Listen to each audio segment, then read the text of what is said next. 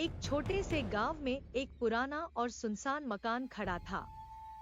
गांव वालों का मानना था कि वह मकान भूतिया है, क्योंकि वहां अजीबोगरीब आवाजें आती थी। किसी ने सुना था कि रात के अंधेरे में वहां कोई आकृति घूमती है, और किसी ने बताया कि उस मकान में रात को बत्तियां जलती हैं। लेकिन उस मकान में कोई नहीं जाता था, क्योंकि डर सबको था। गांव में एक लड़का था, जिसका नाम रामू था। रामू बहुत ही चतुर और शरारती था। वह सुनते सुनते इस भूतिया मकान के बारे में बहुत सारी कहानियां सुन चुका था। उसे लगता था कि यह सब केवल गांव वालों का डर है और कुछ नहीं। एक दिन उसने ठान लिया कि वह उस भूतिया मकान में जरूर जाएगा, क्योंकि उसे डर नहीं लगता था।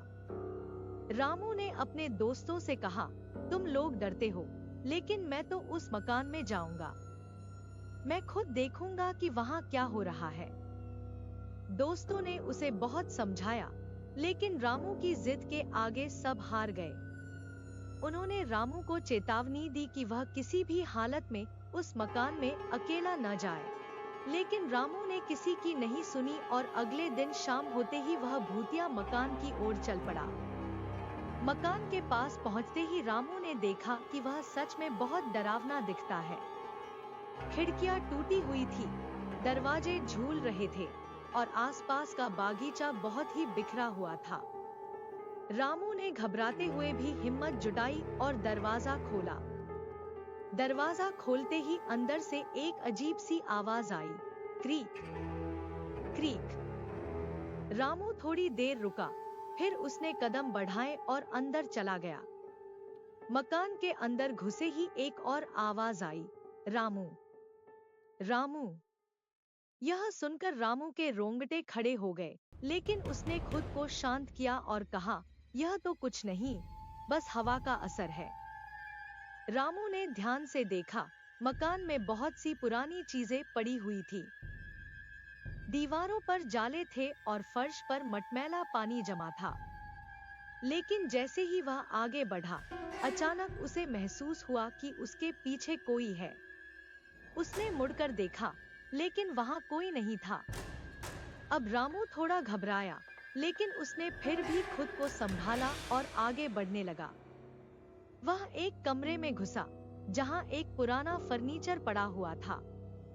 कमरे में एक घड़ी टिकी हुई थी, जो अचानक से टिक टिक की आवाज देने लगी। रामू ने सोचा, यह तो बहुत अजीब है, लेकिन मुझे अब डर नहीं लग रहा है। तभी उसने देखा कि एक पुरानी सी तस्वीर दीवार पर लटकी हुई थी, जिसमें एक महिला का चेहरा था। रामू ने उस तस्वीर को ध्यान से देखा, और जैसे ही उसकी नजरें उस तस्वीर पर पड़ी, उसकी आंखों के सामने एक धुंधली सी आकृति उभरने लगी। वह आकृति धीरे धीरे तस्वीर से बाहर आई और रामू की ओर बढ़ने लगी। रामू ने एक जोरदार चीख मारी, आ क्या यह सच में भूत है? लेकिन फिर उसने अपने साहस को फिर से जगाया और कहा, मुझे यकीन है कि यह कोई जादू है। वह घबराते हुए कमरे से बाहर भागा और फिर से मकान के दूसरे हिस्से में पहुंच गया। वहां उसने देखा कि एक पुरानी किताब पड़ी थी, जो किसी खास तरीके से खुली हुई थी। रामू ने उस किताब को उठाया और पढ़ना शुरू किया। किताब में लिखा था, यह घर उन लोगों का है जो यहाँ अपनी जान गंवा चुके हैं, लेकिन जो इस घर में अजनबी होगा, उसे यहाँ का रहस्य जानने का मौका मिलेगा। रामू ने सोचा, यह तो कुछ बहुत बड़ा राज लगता है। वह किताब में और भी पढ़ने लगा, और जल्द ही उसे एक और पन्ने पर कुछ अंकित हुआ मिला, अगर तुम चाहते हो कि इस घर के भूत शांत हो जाएं, तो तुम्हें मकान के बीच में स्थित पुराने तहखाने में जाकर एक मंत्र बोल। रामू को समझ में आ गया कि वह अब इस रहस्य को सुलझा सकता है। उसने बिना देर किए तहखाने की ओर रुख किया। तहखाने का दरवाजा जंग लगा हुआ था, लेकिन रामू ने उसे खोला और अंदर घुस गया।